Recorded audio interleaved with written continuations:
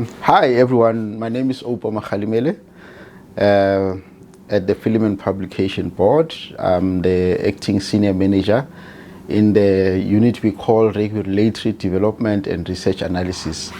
So we help the organization work on the regulatory mandate of the Film and Publication Board, and also with research support, so that the decisions that we make are based on empirical evidence.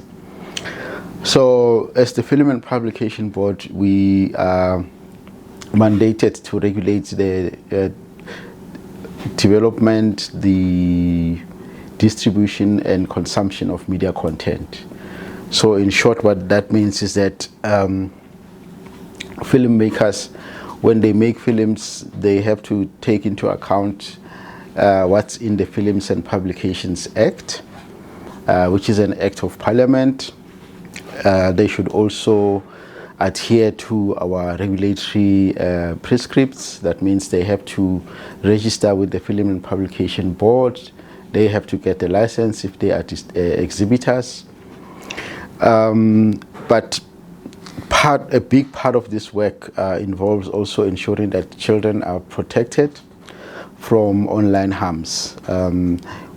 Originally, our mandate focused on media exposure generally, but recently more and more media is consumed and distributed via online platforms.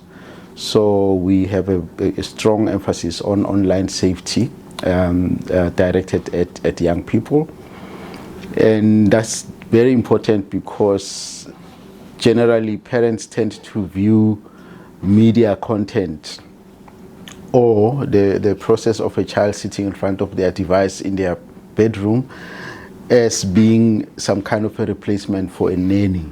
What they tend not to be aware of is that there are plenty hojos in that space. So those hojos come in the form of predators that might create fake accounts, make friendships with children, and start asking children to do inappropriate things like make them take nude pictures of themselves, only to use them in distribution networks for child sex abuse material. Sometimes they also use that ploy to do what is called sextortion. So they ask children to take inappropriate pictures and then later threaten them to give them something that they want, whether it's in kind or financially. If they don't, that they will actually publish that online or distribute it amongst the child's online networks. So these cause distress, as you can imagine, especially for a young growing child.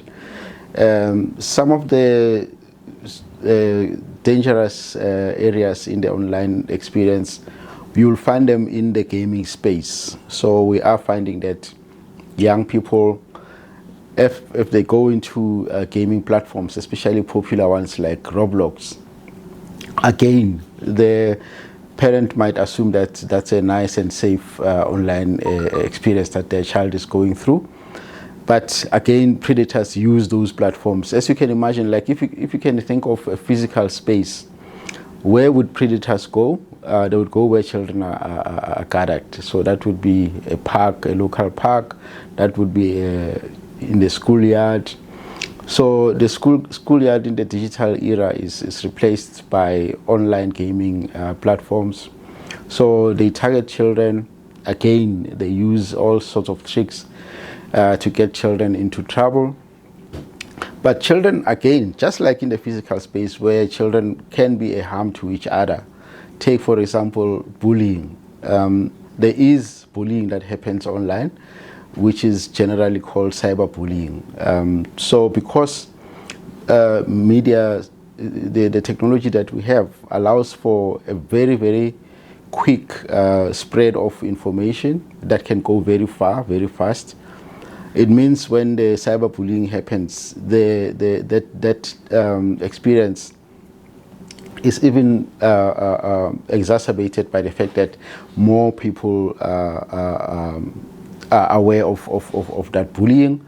So these things, they do have an impact in terms of the mental health of growing children. So these are some of the things that we are grappling with as part of our child protection mandate. And we believe, like most sensible people, that prevention is better than cure. So what we do is we ramp up our public education campaigns. We travel around the country. We go to different schools. I was part of a group that traveled to Limpopo recently, where we go to talk to children about these issues. We also use other platforms, like we have social media presence, and we use these platforms also to spread the online safety message to young people. So that's part of what we do. Another aspect of the work that we do is to say, as regulators, we cannot just sit and watch as children are being subjected to these risks. We are saying that somebody must take responsibility for what happens on their platforms. So part of what we do is to look at models that we can learn from other jurisdictions that show how platform owners and tech companies can take a bigger responsibility in terms of what is posted on their platforms, whether they provide sufficient information about the potential harms that the child can be subjected to. We also do advocacy with big tech companies, where we follow the model of safety by design, to say that just like car manufacturers are expected to install a seat belt on their car as a standard feature to protect their travelers, tech companies have the responsibility to ensure that their features in their platforms do not get children into trouble. So that speaks to things like their algorithms. Are they pushing content that is not supposed to be seen by children? What sort of active or proactive measures are they taking to ensure that children are not exposed to online harms? So we do that work. So it's prevention that we do through information sharing, going out, raising a public awareness, talking to children, talking to educators, talking to parents. But also we do advocacy, engaging big tech companies around what they can do also. And we can also use our authority power.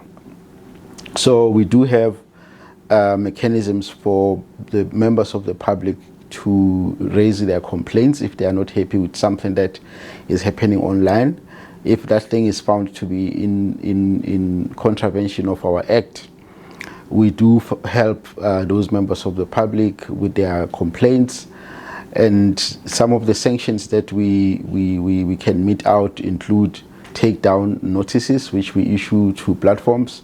So if, for example, a person's image has been used without their consent and it is intimate, and they don't want that to continue to be shown online, we issue takedown notices to those platforms, and those platforms are bound by our act to actually not allow content that is not suitable on their platforms. So those are a range of things that we do.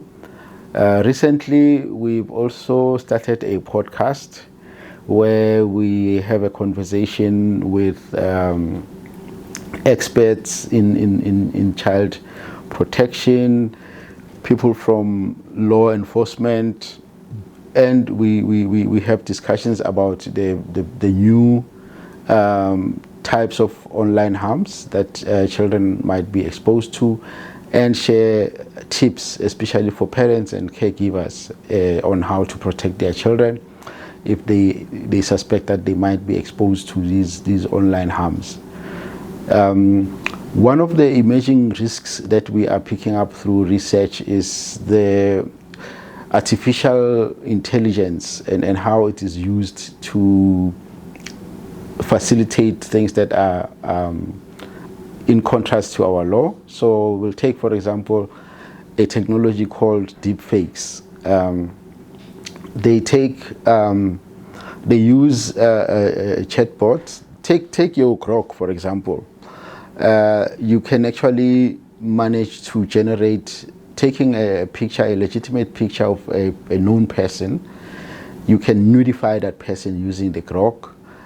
So what that does, it challenges our legislation in terms of the face. Yes, it's the face of a known person. It might be a child, but the body is generated by artificial intelligence. So we have laws where we can take somebody to task, but do we have laws that can actually take a machine that automatically generates things? So we are confronted with the challenges as the technology evolve, and we also have to try and keep abreast of these developments. So part of what we do in our regulatory development aspect of the work is to ensure that we are not left far behind. As you can imagine, technology moves extremely fast, and regulators are by definition much slower. So part of the challenge is to make sure that our regulation is tech neutral. It can stand the rigors of the innovations that happen in the space, so that we don't create loopholes for platforms to go through and proceed to violate our local laws. So yeah, broadly that's pretty much what we do at the Film and Publication Board. And of course we rely also on parents and children to play their part and familiarize themselves with our online safety message, and also online safety message from other sources, whether it's through the Department of Basic Education, NGOs, and even the work that we do in partnership with big tech on online safety. Familiarize themselves with that, and for parents also to talk about these things and to ask if they don't understand something. Then that way we can also collectively as a society work together to ensure that children are enjoying a safe online experience. Thank you.